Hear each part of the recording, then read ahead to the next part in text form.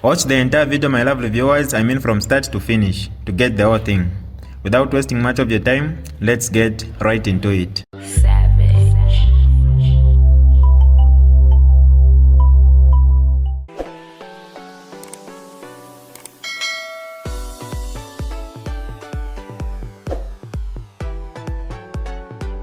Hi lovely viewers, it's me again, your one and only Mutati Mpundu. Welcome to my YouTube channel. If this is your first time on my channel, kindly subscribe to my YouTube channel by hitting the subscribe button down below. Turn the bell icon to join the notification squad. Don't forget to like, share, and leave a comment. Tell me what you think about this video in the comment section below. I'll be super glad to hear from you lovely viewers. That is what the president's state of mind is. That is our state of mind. Should be everyone's state of mind. Can I tell you what disappoints me in the 3 years? Let me tell you what disappoints me. I've always argued with people, even prior to the government, the UPND taking over. I've always argued that one of the things I would like to see a government come in to do is to try and give powers to institutions. It's been 3 years, and to be honest, I don't think that that's been done. I don't think that law enforcement agencies feel like, I'm using keyword here, feel like they can do their job as independently as they can. And I think until we get to a point where that is the case, then we can all say, including yourselves, you can all say that we're dedicated to fighting corruption. But is it a reality for those that are tasked with the job, considering that they might feel like there's a politician or there's politics involved? Okay. The best way I can answer this question to you, Luchi, is that get hold of those who run the state institutions. In this case, DEC is run by Nelson Banda. The anti-corruption until not so long ago was run by Tom Shamakamba. Gilbert Piri runs the DPP's office. The IG is the one who's in charge of the police, Mr. Musamba. Get those people to come to talk to the public. Let them clearly say, I am being interfered with. In as far as I am concerned, and from where I sit, from the view of my eyes and spectacles, I have not had reason to believe there's interference, as you are putting it, but probably you know better than I do. Okay? And again, put it clearly to you that when you are in the thicket, okay, sometimes it's difficult to know how big the forest is. You who, and I'm in government, I'm in the thicket. I may not see things as you see them yourself. So you who sees them, you should be able to tell me, to say why you believe there's interference is because at this point this one interfered with this one. In as far as I am concerned, under our government there are some senior people who have been removed from jobs. Some have left on account of these related issues, and it may not be fair to mention names, but the fact of the matter is that they are living examples. So no one is a sacred cow.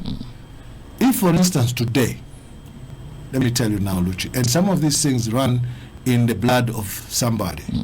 If today I was caught up in an allegation that requires me to go to the law,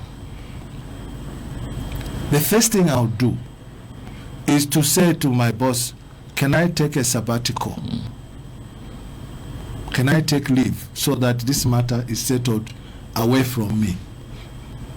That's what I would do as a Nkombo, Garry Nkombo. If I was saying Nkombo anabachaso back for police, the moment the police call me, give me a call out to say we are investigating this, my moral fabric tells me that I must go to my supervisor, that sir, I would like you to release me for the duration of this period of this investigation. If I'm found guilty, I shall pay. If I'm found innocent, again, you are the appointing authority. You have what it takes to appoint me or to keep me out. Keep the ministerial job until this assignment is done. That's what I'll do. And that's what I would encourage all other people to do, because that's a moral thing to do. Sometimes morality is much more binding than legalities, because legalities, you go into this law, the presidencies, what. If today Luchi, you come and accuse me of something, not via social media that Nkombo has got 20 cars at his house. Come on, I have one brand new car which I bought from Parliament, and I'm just saying to you how sometimes leaders can be chastised. I have one brand new motor vehicle which was bought out of plastics, one. Okay? And someone writes, no, he has got 20 brand new vehicles, luxury vehicles, even put it that way. And my uncle Venom Manga sent me a message saying, nephew, could this be true? Because I've been to your house in your yard, I didn't see, where are you hiding this vehicle? It is what the president keeps saying, that when the corrupt, the ones who are embedded in these things are facing the law, they shout back, they fight back by accusing others. And so this is what I'm trying to say to you, that allegations will come for those that are inside government, and we are determined to make sure that the law is not selective. The law of corruption is not selective. Well, you all put it in an awkward situation. Maybe not all is the wrong phrase to use, but do you think that you and your colleagues were put in an awkward situation when the ACC declared that there were some ministers they were investigating? It goes without saying. It does go without saying. A lot of my... Would you have rather they mention names? To say we're investigating Garry, for example. I would be happy, et cetera. first of all, to be told that you are under investigation. So yes, the awkwardness came because me and my wife at home, when that story came out, before we went to bed, she said, "You wake up. Are you one of them who is being investigated?" So obviously it created some awkwardness. It did. There's no doubt about it. And in as far as I'm concerned, in my mind, that is my current mind, I'm living free, I'm living happy, I'm with a conscience that is completely free, and I'm 101% sure that I'm not among those who are being investigated. That I can tell you without any doubt in my mind, that I am not one of them, if there are any. If I am, I'm yet to be told. So yes, to answer your question, it placed all of us in an awkward position. Okay. All of us. All 26 of us. Okay. One last question, then I'll go to the phone lines. There have been many people who said that one of the biggest weaknesses of the past 3 years of the government is communication. Whether it's knowing what to communicate to citizens or how to communicate to citizens. I'll give you an example. Over the weekend, there was this big story around Zambeef, ZNS and ZCS around Chiawa and land that was sold to the government, given to ZNS and ZCS. Obviously, at that point, the rumor mill start running, questions start running around, and valid questions, I think. But I haven't heard anything from the government to say, look, this is why we made the decision to purchase that land.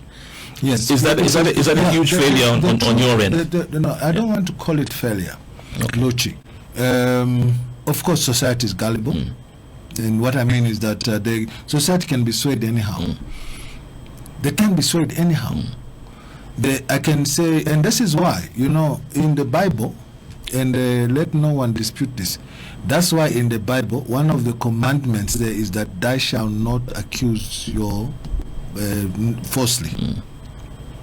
It was put there deliberately because those who did that rule in the stone understood that some people have been taken to the cross even when they're innocent. Okay? In the case of our Lord Jesus Christ, he was taken to the cross even when he was innocent. It is something that we must live with. All right? So, the Minister of Agriculture, his name is Mr. Ruben Mutolo, instead of giving speculation all over, no, Chiawa this, what do you do, Chiawa, making topical, you could invite him here, Luchi, and say, give us the justification for this story which we hear, that ZNS has bought... I don't want to throw anyone under the bus, but one of the things over the last 3 years is that... Call General Solochi. Yeah. Maliti Solochi. Call him in so that you can remove any form of speculation. You remove it from people's tongues.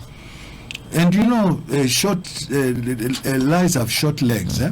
It can clearly bring a storm in a teacup, and before you know it, it fizzles out. Nothing happens, and then people simply say, when, as a matter of fact, the story is untrue. Yes, it is also true that not always is loud strong and quiet weak.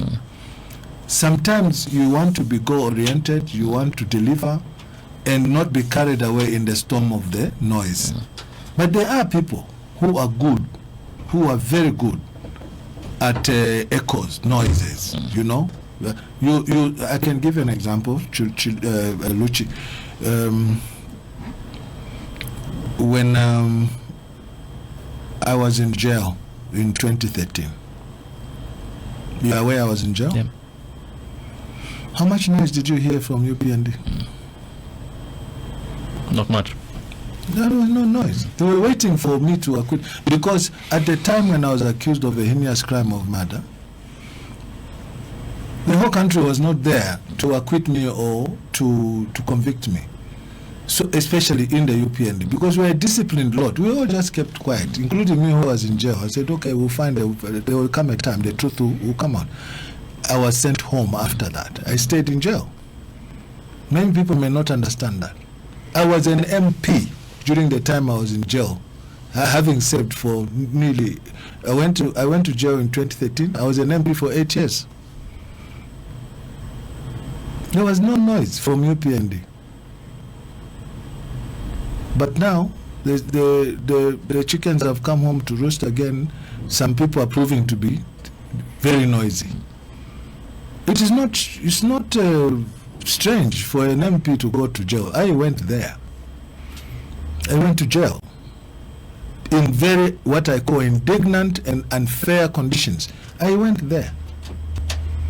And this is the reason why, Luchi, each time people now want to talk about retribution and think that, you know, there's political revenge, no, it's absent. We all must just respond to and be responsible for what we do. This is DJ Mutati exclusive. Alright, that's all for you today, lovely viewers. If you did enjoy the video, please don't forget to leave a comment in the comment section below. Tell me what you think about the video you just watched in the comment section below. I'll be super glad to hear from you, lovely viewers. Once again, I go by the name of Mutati Mpundu. I love you, peace, I gotta go.